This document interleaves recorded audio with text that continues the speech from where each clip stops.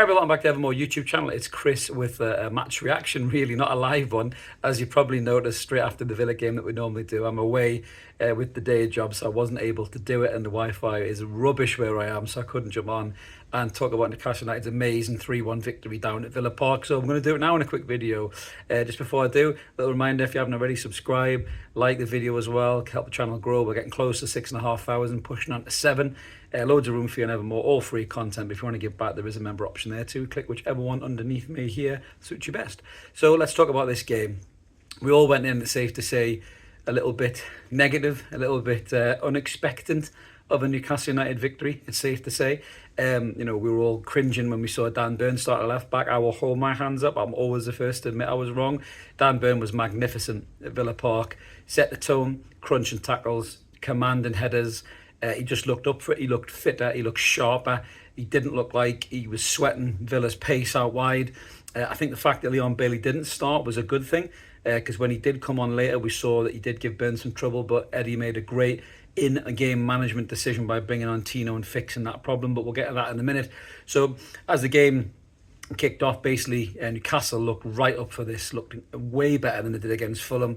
Pace, intensity, determination. Isak looked sharp. Gordon was a thorn in their side. Louis Miley's running in behind, incredible.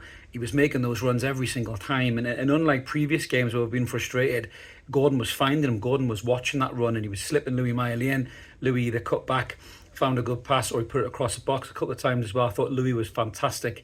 Again, another mature performance for a 17-year-old. You forget he's that young. You watch him play, he just looks so assured and so confident in his game that you think this kid's like 27 or 25 or something like that. He was absolutely magnificent. Once again, tired towards the end of the game. He's played a lot of football, but my God, we are so lucky to get this lad, have this lad coming through the academy, and to have signed him down to a long-term contract. He is part of Newcastle's present and their future. Buzzing for Louis Miley, another great performance. Again, across the back, assured, confident. Kieran Trippier, whatever was going on with Kieran Trippier looks like it's completely gone. The Bayern Munich distractions not fazed him at all. He looked back to his very, very best, calm, relaxed, confident, a confident little swagger, a little smirk on his face when he was dealing with defensive duties.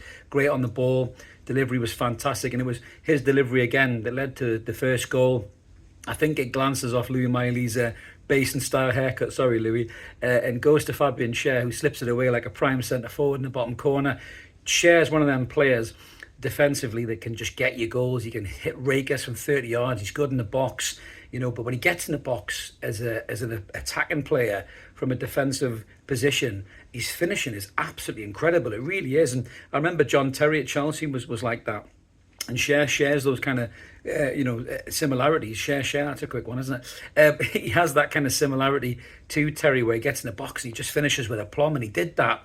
It was magnificent. We're 1-0 up, couldn't believe it. And then shortly after that, it happens again.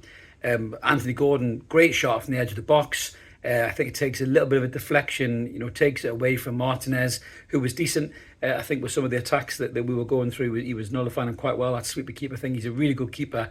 And it hits the bar, falls to Fabian Schar, he pops it through. They're looking for an offside, he's never offside, and they don't disallow the goal, and we're 2-0 up. You couldn't believe it, 2-0 up at half-time at Villa Park against an inform Aston Villa, who are sitting fourth, 14 points out of Newcastle. Couldn't believe it. Second half comes out again, Newcastle start exactly the same way, and we get the third goal. Great running by Jacob Murphy again, who was magnificent all night. He doesn't look like he's missed a step. He's been out for 12 weeks. Great post-match as well on BT when he said ouch when they took the goal off him, and what a character he seems to be. Honestly, all the grief that we've all give Jacob Murphy as fans, I think that's all just eroded away, because not only is he really improved as a player, but he just seems like an unbelievable character as well. So massive credit to Jacob Murphy. Brilliant from Miggy Almiron, who come off the bench. He's had a tough time recently as Miggy Almiron. People kind of saying good riddance before he was even gone. Myself included, we were all saying that, it's not going to be that big of a loss if we lose him, as long as we bring somebody in. He come off the bench, the away fans were spectacular again. The noise they were generating was brilliant. You could hear all the chants. Miggy Almiron, they were chanting as soon as he come on. He was running, even though he's just, got over that illness, he's still not quite 100%. Brilliant cross on the left-hand side for enough. He's much better there than he is on the right. Sticks a left hand crossing, Murphy chasing at the back stick, forces the defender into bundling in the back of the net, and we're 3-0 up. Couldn't believe it. Absolutely couldn't believe it. Villa were totally rocked. Watkins was just looking completely forlorn up front, but then Bailey comes on. He starts causing us some issues. He's getting the better of Byrne. Ollie Watkins gets his goal back, but Eddie Howe's in-game management, you've got to give him credit for this. He brings on Tino Livramento, takes off Louis Miley, who was starting to tire. To be fair, it's safe to say, even though he had a great game. And Tino just assured that left-hand side up. He helped Byrne out, covered him. And Bailey's influence from the bench just started to dwindle. And Newcastle never looked like losing that game, to be fair. There was chances towards the end of the game, and we probably could have got, I think, 4 or 5. I mean, Longstaff, hits a total wet noodle of a shot, really, when he's one-on-one. He's got to make that 4-1. That was probably the disappointing thing for me. I think all the lads played brilliantly. Sean rang all day long, as always, but the game just seemed to pass him by a little bit. His influence on the ball is starting to get worse and worse, and maybe it's something he has to work on the training pitch, possibly. But that was a brilliant result, an absolutely brilliant result. It takes Newcastle up to 7th. It looked like the Newcastle of last season. It really, really did. And with Luton coming at the weekend, if we can get back-to-back wins and a great performance in St James's Park, this could really kick us on for a surge towards the end of the season and get us in a good position. Now for the negatives. The main negative really in this brilliant night was Alexander Isak. So he pulls up with an injury. He signals quite quickly that he needs to come off, and that is a real concern because with Wilson still being out injured, no other centre forwards. Gordon did well in that centre forward position with Murphy one side and Mickey the other, but that's not the long-term fix that you want. That's a concern. We're waiting to hear the injury news from Alexander Isak's injury. Eddie said initially it didn't look too serious, but he said that about Joe Linton, he said that about Barnes, he said that about Willock, and look what happened there. So for me, I'd be more interested in possibly the club making some movement before this window shuts, and they might very well have to now, whether that's a loan deal for someone like Hugo Ekitike, who PSG are actively looking to move out, or whether it's even a sensational swoop for Karim Benzema over in Saudi Arabia, who doesn't seem settled at, is it Al Ittihad, I think it is. Maybe he can come over and do 6 months in a black and white shirt, potentially give us that extra centre forward cover that we need. Could you believe that? Benzema as cover.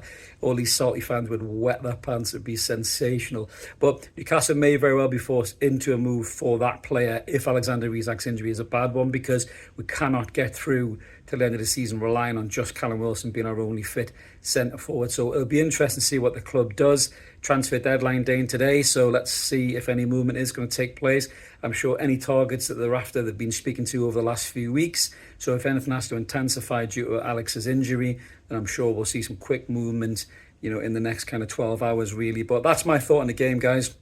Absolutely brilliant performance. I'm buzzing for it.